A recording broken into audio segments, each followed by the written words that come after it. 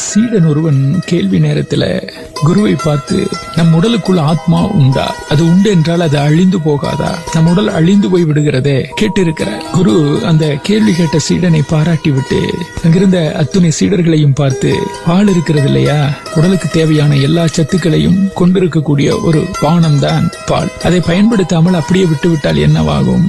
கெட்டு போகும். பால் கெட்டு போகாமல் இருக்க நன்கு காய்ச்சிய பாலில சிறிது உரைமோரை விட்டால் அந்த பால் தயிராகிவிடும். இப்போது அந்த பால் கெடுமா?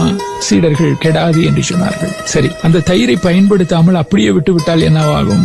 அந்த தயிரும் புளித்து கெட்டு போகும். சீடர்கள் சொன்னார்கள், இப்போ அந்த தயிர் கெட்டு போகாமல் இருக்க அதை கடைய வேண்டும். அப்போது அதிலிருந்து வெண்ணெய் திரண்டு வரும். வெண்ணெய் கெடாது. அப்படி செய்வதன் மூலம் தயிரை கெடாமல் காப்பாற்றி விடலாம். சரிதானே? சீடர்கள், ஆமாம் குருதேவரே, சரிதான். சரி, அப்படியே தனிப்பாத்திரத்தில் வெண்ணெயை சேகரிக்கிறோம். ஆனால் அதையும் பல நாள் அப்படியே வைத்திருக்க கூடாது.